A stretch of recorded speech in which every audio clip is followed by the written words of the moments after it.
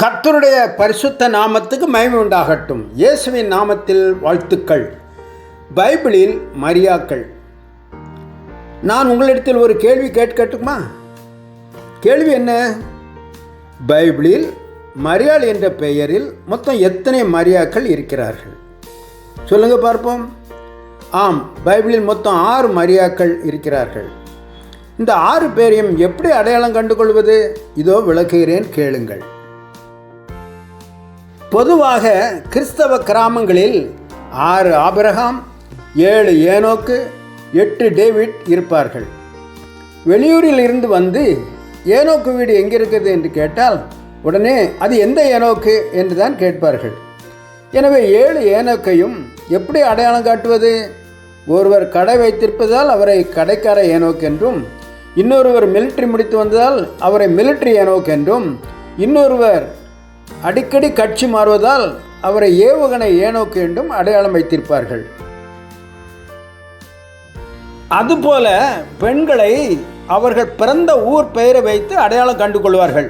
உதாரணமாக, மணக்காட்டிலிருந்து வந்த பெண்ணுக்கு மணக்காட்டாள் என்றும், பானாங்குளத்திலிருந்து வந்த பெண்ணை பானாங்குளத்தாள் என்றும் அடையாளம் சொல்வார்கள்.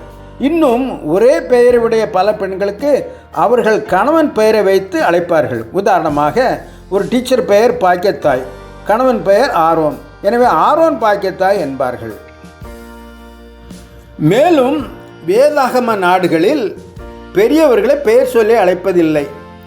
அவருடைய பிள்ளைகள் பெயரை வைத்து இன்னாருடைய அப்பா, இன்னாருடைய அம்மா என்று மரியாதையாக அழைப்பார்கள். உதாரணமாக, ஆபிரகாமை அபு ஈசாக்கு, அதாவது ஈசாக்கின் அப்பா என்றும், சாராளை ஓம் ஈசாக்கு, அதாவது ஈசாக்கின் அம்மா என்று அழைப்பார்கள். அதுபோல 6 மரியாக்களையும் பைபிள் எப்படி அடையாளம் காட்டுகிறது என்பதை பார்ப்போமா?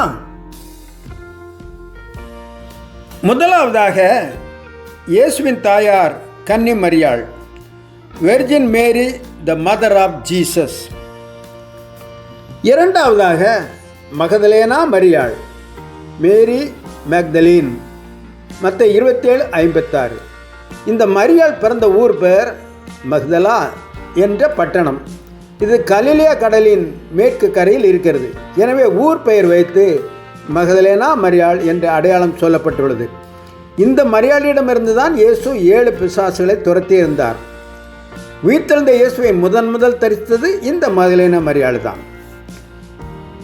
மூன்றாவதாக, கிளியோப்பா மரியாள், மேரி ஆஃப் கிளியோபஸ், யோவான் 19:25. இயேசுவின் சிலுவை அருகே நின்று கொண்டிருந்த இந்த மரியாளின் கணவன் பெயர் கிளியோப்பா. எனவே கிளியோப்பா மரியாள் என்று அழைக்கப்பட்டாள்.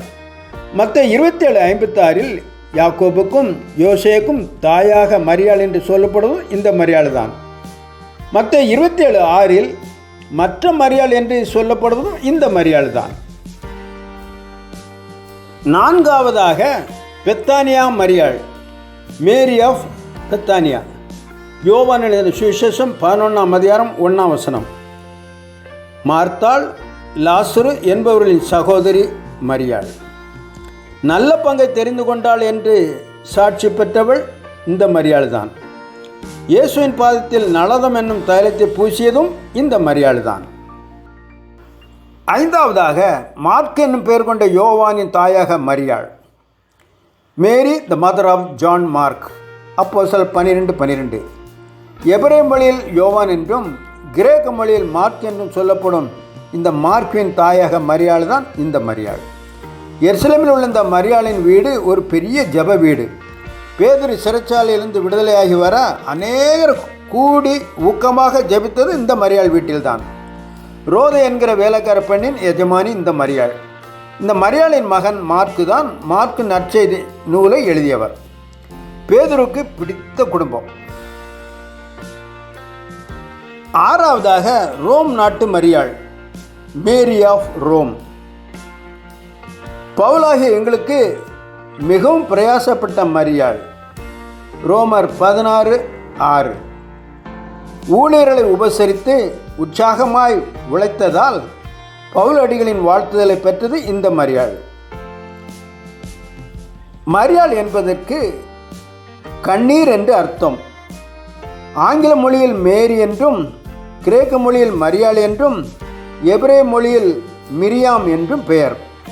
கண்ணீரின் பாதையில் சென்ற இந்த 6 மரியாக்களின் புலம்பலையும் ஆனந்த களிப்பாக மாற்றிய இயேசு உங்கள் கண்ணீரையும் ஆனந்த களிப்பாக மாற்றுவார். ஆமேன்.